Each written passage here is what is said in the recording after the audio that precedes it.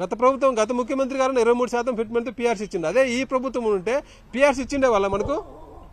PRC ఇవ్వకపోగా మన జేబులో నుంచి కరోనా ఇబ్బంది ఉందని మన జేబులో నుంచి ఒకరోజు 2 రోజులు శాలరీస్ గతంలో చూసినా మనం రాజధాని ఉండి పెట్టి మన ఎంప్లాయీస్ శాలరీ ఒకరోజు 2 రోజులు వసూలు చేసిండు. హుద్దూతో వచ్చినప్పుడు ఒకరోజు జీతం వసూలు చేసిండు.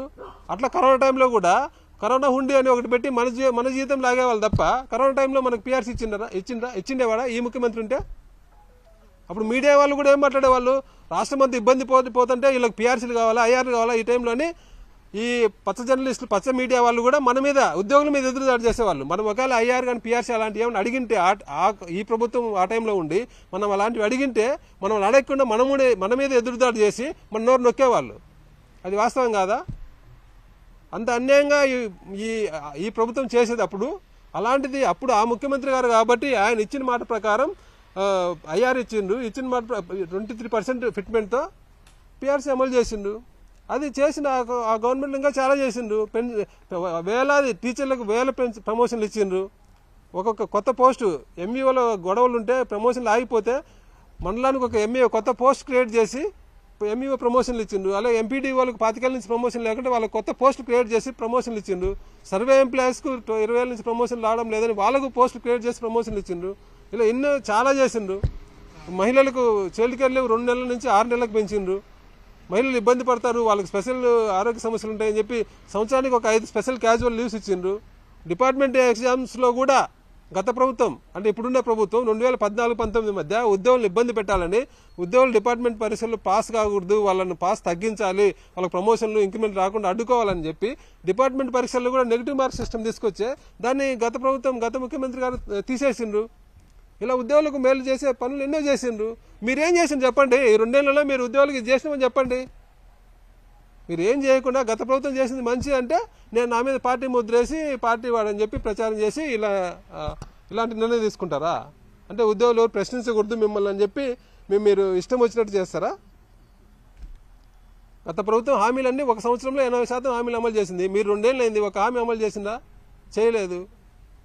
నేను ఉద్యోగులందరికీ సందర్భంగా కోరుతున్నా, 2014 మేలో మీ జీతం ఎంత ఉంది, 2019 మేలో మీ జీతం అంటే గత ప్రభుత్వం ఇదే ప్రభుత్వం 2014లో అధికారం చేపట్టిన రోజు మే శాలరీ మీద ఎంత, 2019 మే శాలరీ ఎంత లెక్కేసుకోండి. అదే 2019 మే శాలరీకి గత ప్రభుత్వం ముఖ్యమంత్రిగా జగన్మోహన్ రెడ్డి గారి టైంలో ముఖ్యమంత్రిగా ఉన్నప్పుడు ఆ ప్రభుత్వం దిగిపోయే నాటికి 2024 మే నాటికి మీ శాలరీ ఎంత? ప్రతి ఒక్కరిని అడుగుతున్నా, మీ ఇండివిజువల్గా మీ పే స్లిప్ తీసుకోండి. 14 మేలో మీ శాలరీ ఎంత ఉంది, 19 మేలో మీ శాలరీ ఎంత ఉంది, 24 మేలో మీ శాలరీ ఎంత ఉంది? ఏ ప్రభుత్వంలో ఎక్కువ పెరిగిందో మీరే లెక్కేసుకోండి. ఏ ప్రభుత్వం మంచి చేసిందో మీరే లెక్కేసుకోండి. 100కు 100% గత ప్రభుత్వంలో 75 నుంచి 80% పెరిగితే అంతకుముందు ప్రభుత్వంలో 60 నుంచి 65% పెరిగింది జీతం. మళ్ళీ ఏ ప్రభుత్వం మంచి చేసింది? మంచి చేసిన ప్రభుత్వం మంచి అంటే మీకు నొప్పా? మీరు ఏం చేయకుండా మిమ్మల్ని పొగడాలా? ఇదే నా పద్ధతి? పొగడపోతే ఉద్యోగుల మీద యాక్షన్ తీసుకుంటారా? ఇప్పుడు ఏం చేసింది మీరు? ఉద్యోగులు ఒక కక్షపూరిత రాజకీయం తీసుకొచ్చిండ్రు సచివాలయంలో. ఇప్పుడు నా మీద యాక్షన్ తీసుకున్నారు. మీ టైంలో మీరు చెప్పారు కదా, నల్ల చొక్కాలు వేసుకొని మీ పక్కన కూర్చొని బీజేపీని ఓడించండి, బీజేపీ నుంచి రాష్ట్రం నుంచి తరిమి కొట్టండి అని చెప్పిండ్రు. వీళ్ళందరి మీద కంప్లైంట్ ఇచ్చే రేపు ప్రభుత్వం వచ్చినాక వాళ్ళందరూ ఉద్యోగాలు పోవా? ఇప్పుడు వాట్సాప్లో టీడీపీకి అనుకూలంగా వాట్సాప్లో పెట్టిన వాళ్ళు గత ముఖ్యమంత్రి గారు జగన్మోహన్ రెడ్డి గారిని తిరుతూ వాట్సాప్లో పెట్టిన ఎంప్లాయీస్ చాలా మంది, నా దగ్గర 100 మంది లిస్ట్ ఉంది. 100 మంది లిస్ట్ ఉంది. ఏది టీడీపీకి అనుకూలంగా వాట్సాప్లో ప్రచారం చేసిన వాళ్ళు, గత ముఖ్యమంత్రి గారిని తిరుతూ వాట్సాప్లో ప్రచారం చేసిన వాళ్ళ లిస్ట్ 100 మంది ఉంది. ఆ 100 మంది ఉద్యోగాలు పోగొట్టుకోవాలా రేపు ప్రభుత్వం మారితే? అదేనా మీరు చెప్పేది? అంతే కదా. ఇందరితో ఆగిపోతుందా ఇది? ఒక చెడు సాంప్రదాయాన్ని మీరు తీసుకొచ్చే ఆ చెడు సాంప్రదాయం కొనసాగిస్తే ఏమవుతుంది? ఉద్యోగుల మధ్య వివాదాలు సృష్టించి ఉద్యోగులను ఇబ్బంది పెట్టడం తప్ప ఉద్యోగులు ఎవరు భవిష్యత్తులో ప్రభుత్వానికి వ్యతిరేకంగా ఎవరు ఉద్యోగులు మాట్లాడకుండా చేయడం కోసం తప్ప ఉద్యోగులకు మేలు చేసే చర్య అవుతుందా ఇది? ఇలాంటి చర్యల వల్ల ఉద్యోగుల్లో వ్యతిరేకత తెచ్చుకోవడం తప్ప ప్రభుత్వం ఆశించేది ఏం లేదు. నాకు వచ్చిన నష్టం ఏం లేదు. నేను ఇలాంటి వాటికి భయపడను. ఖచ్చితంగా ఫైట్ చేస్తా. న్యాయం జరుగుతుంది. కోర్టుకు వెళ్తా, కోర్టులో న్యాయం జరుగుతుంది. నేను ఎలాంటి తప్పు చేయలేదు. తప్పు చేసినా ఎలాంటి రుజువులు లేవు.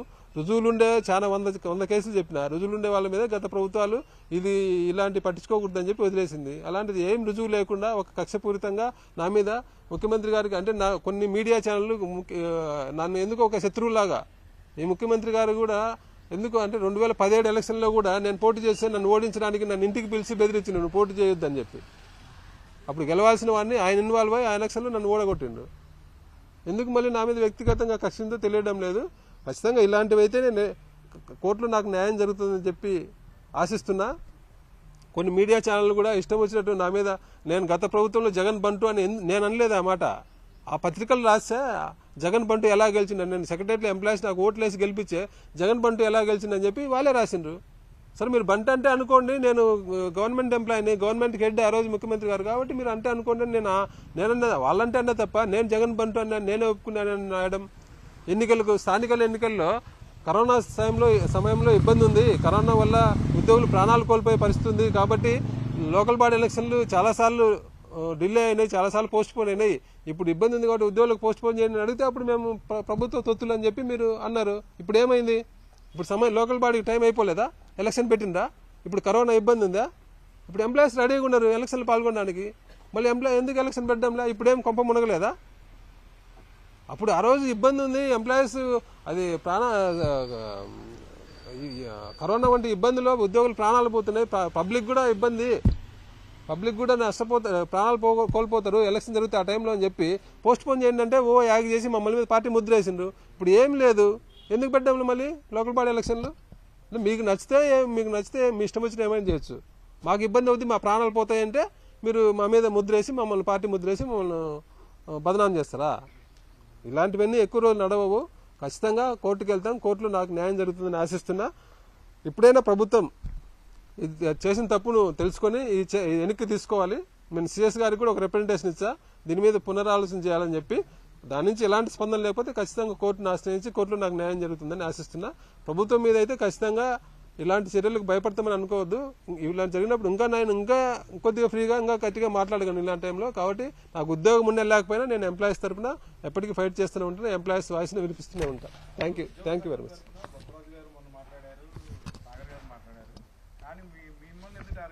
అదే చెప్తున్నా, అందరూ ఇప్పుడు ఉద్యోగులందరిలో ప్రభుత్వం 2 ఏళ్లుగా ఉద్యోగులను మోసం చేసింది, ఏం చేయలేదనే ఆలోచన ఉంది, అందరికీ ఆవేదన ఉంది, అసంతృప్తి ఉంది. అందరూ ఎవరు పిలిపించినా రోడ్డు మీద రావడానికి సిద్ధంగా ఉన్నారు.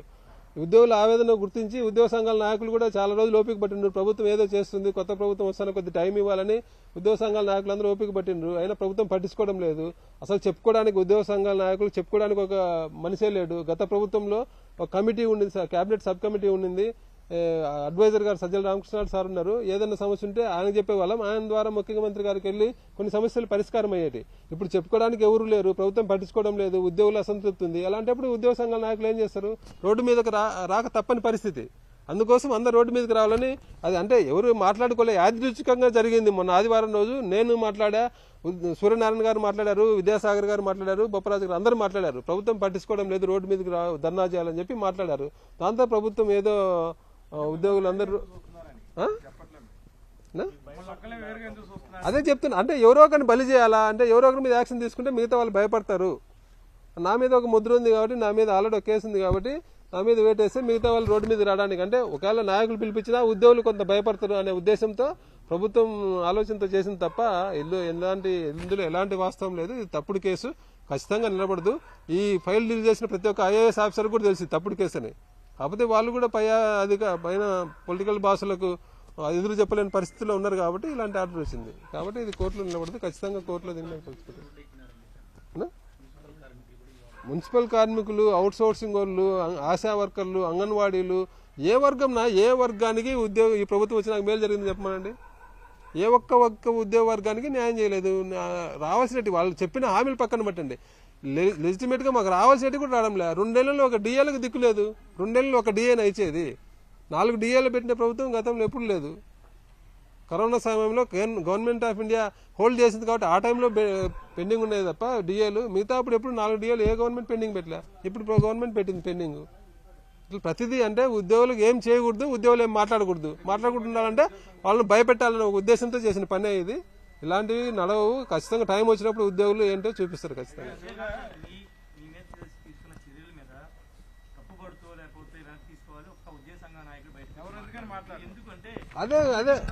అదే భయపెడుతున్నారు. అదే ఏమైనా మాట్లాడితే వాళ్ళని దగ్గర రానిరు. ఇప్పుడు ఉద్యోగ సంఘ నాయకులు ఏంటంటే వాళ్ళకి పనులు కావాలా, వాళ్ళ కింద వాళ్ళ సంఘ సభ్యులు కానీ వాళ్ళకి చేయాల్సిన పనులు ఉంటాయి.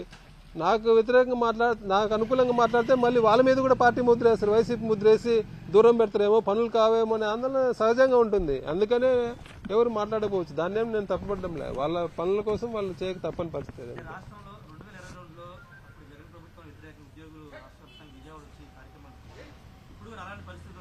ఖచ్చితంగా వస్తుంది. ఇది ప్రభుత్వం ఇట్లానే ఉంటే ఐఆర్ ఇవ్వకుండా, పిఆర్సీ ఇవ్వకుండా, ఉద్యోగులకు డిఏలు సక్రమంగా ఇవ్వకుండా, పెండింగ్ బకాయిలు ఇవ్వకుండా, ఏమి ఇవ్వకుండా ఇట్లా ఏడిపిస్తే ఖచ్చితంగా అంతకంటే ఎక్కువ వస్తుంది. ఇప్పుడు పిలుపునివ్వమండి, అంతకంటే ఎక్కువ వస్తుంది. ఇప్పుడు ఎందుకంటే ఉద్యోగ సంఘాలు ముందుకొచ్చి పిలుపునివ్వడంలే.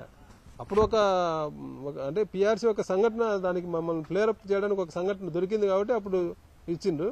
ఇప్పుడు అలాంటి సంఘటన వచ్చినప్పుడు, లేదంటే అందరూ కూర్చొని మాట్లాడి, అన్ని సంఘాలు కూర్చొని మాట్లాడి పిలుపునిచ్చే అంతకు డబుల్గా ఈరోజు ఉద్యోగులు రోడ్డు మీద రావడానికి సిద్ధంగా ఉన్నారు. అవన్నీ నేను తర్వాత ఖచ్చితంగా మాట్లాడతాను. దీంట్లో ఏ కోణాలు ఉన్నాయో నా చేతికి ఇంకా ఆర్డర్ కాపీ కూడా రాలేదు. ప్రభుత్వం ఏం చేసింది, ప్రభుత్వ తప్పులన్నీ ఖచ్చితంగా ఎప్పటికప్పుడు ఎత్తి చూపుతూ ఉంటాం. ఉద్యోగుల పక్షాన్ని నిలబడతాయి. ఎప్పటికీ రిబోలే ఇస్తా. సిఎస్ గారు పునరాలోచన చేయాలని ఒక రిప్రజెంటేషన్ సిఎస్ గారికి. అసెంబ్లీ సెక్రటరీని అడ్డగోలకు తీసుకొచ్చిండ్రు. టార్గెట్ ఏంటి? ఆయన అర్హత లేదు. మేము స్పష్టంగా అడుగుతున్నాము, గవర్నమెంట్ ఇచ్చిన జీవో ప్రకారము అసెంబ్లీ సెక్రటరీ జనరల్గా నియమించాలంటే రాజ్యసభ లేదా లోక్సభలో సెక్రటరీ జనరల్గా పనిచేయాలా, వేరే స్టేట్ సెక్రటరీ జనరల్గా పనిచేయాలా? అలాంటివేమి ఆయనకు లేదు. ఆయనకు అర్హత లేదు. ఆయన అసలు ప్రసార భారతిలో న్యూస్ రీడర్ అండ్ ట్రాన్స్లేటర్ అంటే ఎస్ఓ కంటే, సెక్రటరీ ఎస్ఓ కంటే తక్కువ స్థాయి ఉద్యోగి. అలాంటి ఉద్యోగం తీసుకొచ్చి సెక్రటరీకి ఎలా చేస్తారు? ఆయన ఏదో డిప్యుటేషన్లో పలుకుబడి ఉపయోగించి ఎక్కడో ఢిల్లీ అసెంబ్లీలో కొన్ని రోజులు పనిచేసినామంటే అవన్నీ లెక్కలేక రావు కదా. ఆయన ఒరిజినల్ ఉద్యోగం ఏంటి? News reader, translator in Prasar Bharati. అసలు ఆయన పెట్టుకునే అప్లికేషన్లో కూడా ఆ ఉద్యోగం గురించి మెన్షన్ చేయలేదు. అసలు ఆయన అసెంబ్లీ సెక్రటరీగా నన్ను నియమించిన ఒక బయోడేటా ఇచ్చిన ప్రభుత్వానికి, అందులో ఆయన ఒరిజినల్ ఉద్యోగం ఏం చెప్పలేదు. ఆయన డిప్యుటేషన్లు తెచ్చుకునేటన్నీ చెప్పిండు. ఆయన జీతం ఎంత అనేది కూడా దాంట్లో మెన్షన్ చేయలేదు. జీతం కూడా 5 లక్షల దగ్గర ఇచ్చిండు. సిఎస్కు జీతం లేదు, 5 లక్షలు సిఎస్కు లేదు. అలాంటిది ఎలా ఇస్తారు? అంటే ప్రభుత్వం మీ దగ్గర మీ చేతుల అధికారం ఉంటే ఏమైనా ఇస్తారా? రూల్స్ లేవా? గవర్నమెంట్లో జీవో 48 ప్రకారం ఖచ్చితంగా ఒక నిబంధన ఉంది. రిటైర్ అయిన ఉద్యోగికి ఎవరికైనా జీతం ఎట్లా ఫిక్స్ చేయాలంటే, ఆయన రిటైర్ లాస్ట్ రోజు ఏదైతే జీతం ఉందో ఆ జీతంలో ఆయన పెన్షన్ తీసేసి మిగిలిన ఏదైందో అదే జీతంగా ఇవ్వాలని రూల్స్ ఉన్నాయి. ఆ రూల్స్ అతిక్రమించి 5 లక్షలు అంటే ఎందుకు ఇచ్చిండు? నువ్వన్నట్టు సామాజిక కోణాలు అన్నావు కదా, ఇలాంటివన్నీ ఉన్నాయేమో. తర్వాత మిగతా స్టడీ చేసి ఖచ్చితంగా అవి కూడా బయటకు తీస్తాం.